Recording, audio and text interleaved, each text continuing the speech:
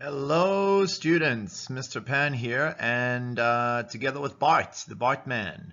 It's a pity you guys weren't at school today. We had a great class, but while you guys are at home, hopefully you will enjoy it as much as we did.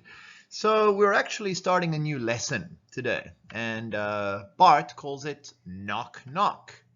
Now, you say, Mr. Pan, why are you talking about knock knocking? Well, because that is how many English jokes start. And that's what we're going to be focusing on in this lesson. All right, guys, I would like you to please get your module books and open to page 1 of lesson number 23. This is what you should see. Obviously, you guys can read and read well. So what it says up here, I started a joke. Knock, knock. What's so funny? That is what we will be focusing on today. So let's have a look.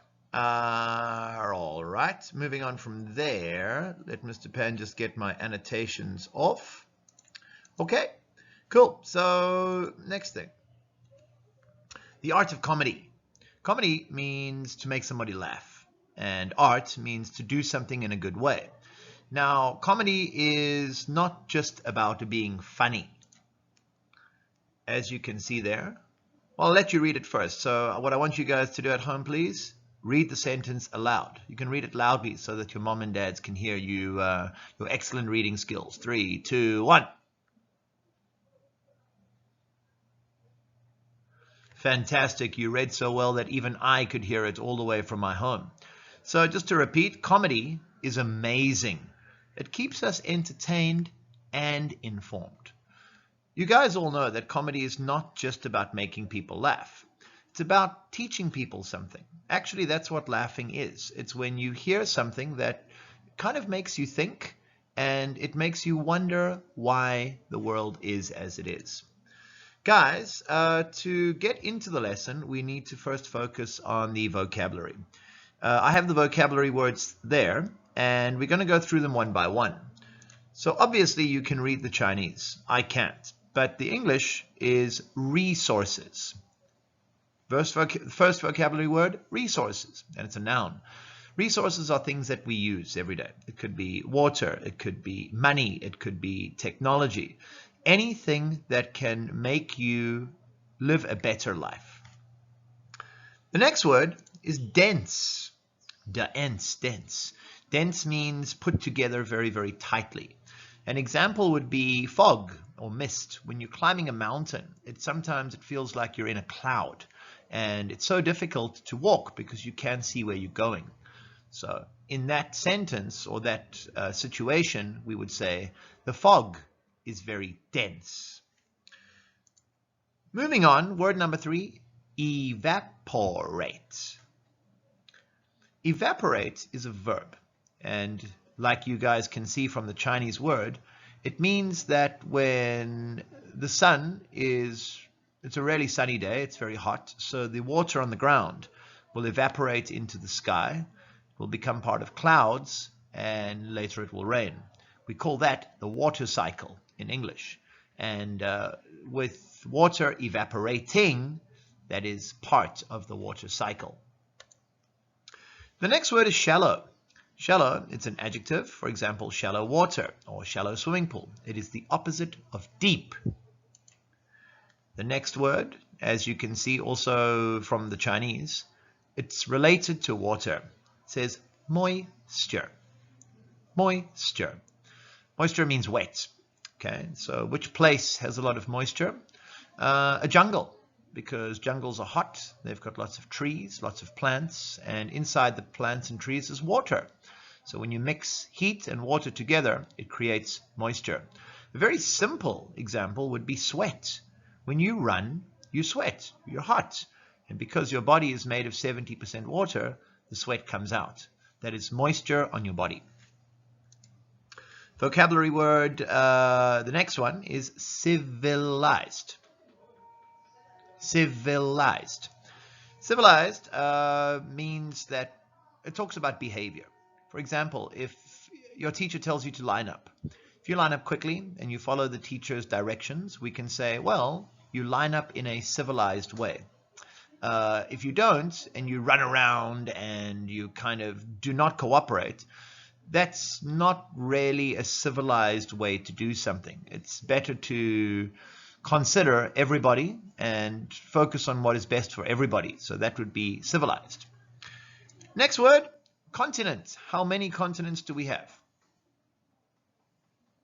If you said 6, you are wrong. If you said 8, you are wrong. If you said 7, you are correct. We have 7 continents in the world. So which continent is Taiwan in? If you said Asia, you are correct. Asia is the largest or the biggest continent. And when we talk about big things with many people, we talk about opportunities. In the class today, I asked the students, where can you find many opportunities? And the answer was in a city, because a city has many people. People can make things, do things, say things, buy things, sell things with resources, which means there are many opportunities to learn, to grow, and to get things and sell things that you like and can use. The last word is customs. Customs has 2 meanings. The first one, it talks about, in Chinese, talks about at an airport. When you come into an airport from a foreign country, you bring things with you, and if the thing has a lot of value, you need to go to customs to tell the people at the airport what it is. The second word, wenhua, in Chinese, means culture. For example, Taiwan has many customs. For example, people will burn joss paper. Another word is ghost money, to say thanks and to communicate with ancestors. Customs talk about the culture of a place. So students, with that vocabulary done, we're going to move on to the second page. You can see in the corner there is a word wall picture. What we did in the class today, as you guys can see, actually please read it for me in 3, 2, 1, go.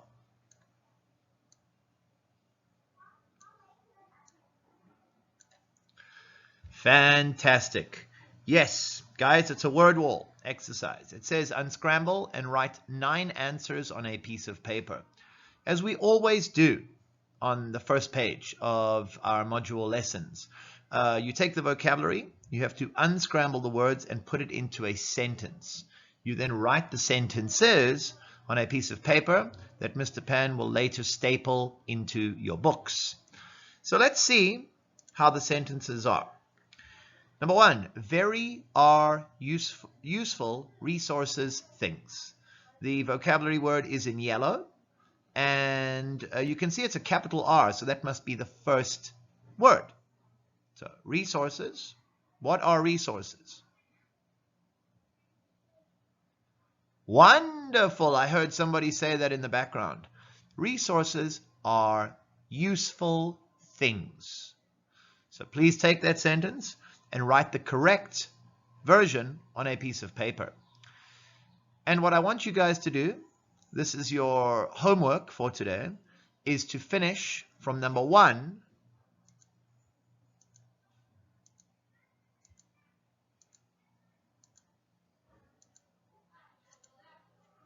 to number 9. We have 9 sentences with 9 vocabulary words. I would like you guys to please read the sentences and put them in the correct order on a piece of paper. If you have a stapler at home, you can staple the paper into your own book. If not, bring your paper to school next time and Mr. Pan will help you stick it in your book. Also, in the next class, we will check to make sure that you have the correct answers. So guys, if you would like to start that now, I suggest that you pause the PPT, you do your writing, and when you are ready, you can unpause the PPT and we can continue with the next part. Okay? So I'll let you guys do that. So now you can pause and do that. But for Mr. Pan, I will continue with the next slide.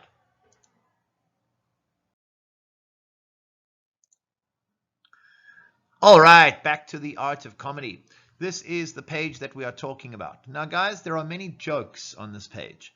And some of them are a little bit difficult to understand, but I was telling the students today in class that the older you get and the more your English improves, the easier it will be to understand this type of humor. Because humor, sense of humor, 幽默感, is very dependent upon where you live as well as the language you speak. Because a lot of jokes are based on something called wordplay, when a word is used in a funny and different way to how it normally is. Okay, we got our friend the dog there, and the dog says, what do all these jokes mean? Read them out and let's figure out their meanings. So I think because we're not all together, Mr. Pan will read them for you. I told the doctor I broke my leg in 2 places. He told me to stop going to those places. Ha ha ha. If you don't understand, that's fine. We will talk about it more in class next time. How about number 2? I got some powdered water, but I didn't know what to add to it. Huh? Powder? Water? See if you can figure out the meaning on your own. Number 3. When I was a kid, my parents moved a lot. Ha ha ha. But I always found them. This means that the child's parents moved to different places, but still, the child found them. Do you guys understand the humor? Again, we'll focus on this when we get back to class next time. All right, some people are afraid of heights, means afraid to go up high places. I'm afraid of widths. Width means to go sideways. So what that means, some people are afraid of getting very, very high. Some people are afraid of getting very, very fat. If at first you don't succeed, then skydiving definitely isn't for you. What does skydiving mean? It means to jump out of an airplane. That is something you need to make sure you get right the first time. How do you know when you're out of invisible ink? Invisible means you can't see. So how do you know when you have no more ink that you can see? I went out to buy some camouflage pants, but I couldn't find any. Camouflage means kind of like the brown or green or black color clothing that people in an army wear. They wear this kind of clothing so that people cannot see them. There are 3 kinds of people: those who can count and those who can't. This hotel is great. Its towels are so light and fluffy. I could hardly close my suitcase. What do you think that means? You guys can tell me when you come back to class next time. I'd kill for a Nobel Peace Prize. In English we say kill for, it means I really, really, really want. You want so much that you will even kill to get it. But do you think it's a good thing to kill and get a Nobel Peace Prize? Oh, what does amnesia mean? Amnesia means that you totally forget something. So the person telling this joke says, I had amnesia once. Or twice? Of course, if you can't remember, how can you remember how many times you did something? Thanks for explaining the word many to me. It means a lot. In English, when you say it means a lot, it means that for you it has a special meaning. But of course, the English word a lot means many. The last one, guys, the word you need to know is thesaurus. Thesaurus is like a kind of dictionary that allows you to find synonyms. Synonyms are words that have the same meaning. For example, happy and glad, or unhappy and sad. So when you're looking for different words for the same thing, well, what is another word for thesaurus? That's a good question. What is another word for the book that you use to find synonyms or words with similar meanings? All right, guys, again, if you don't understand all of them, that is fine. that is jokes. You know, sometimes not everybody understands jokes because they see the world in different ways. What's good about this class and this lesson is that we are going to be learning and practicing more and more jokes. And we're going to start with you guys doing that today. You need to make 2 jokes of your own, okay?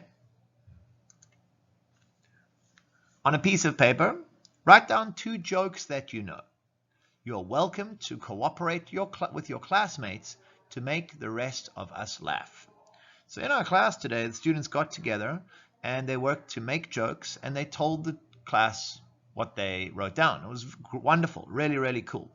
And Fifi in our class, she was very helpful. She actually found a useful link to some cool and interesting clean jokes. Clean means that there's nothing bad about them that you guys can find over here. So part 2 of today's homework, I want you guys to write down for me, maybe on the same paper that you did the vocabulary sentences, 2 jokes of your own. And if it's too difficult, you are welcome to look at the link, write down what you think is funny, and next time we will continue talking more about making jokes. And guys, that is Mr. Pan finished for today. Again, I was sad that I couldn't see you in the class, but I know that you are doing the best that you can at home, and I really, really hope that I get to see you again soon. Have a nice day, and remember, have fun, and make some good jokes so that next time when we're together, we can all laugh. All right, guys, have a wonderful day. Bye-bye.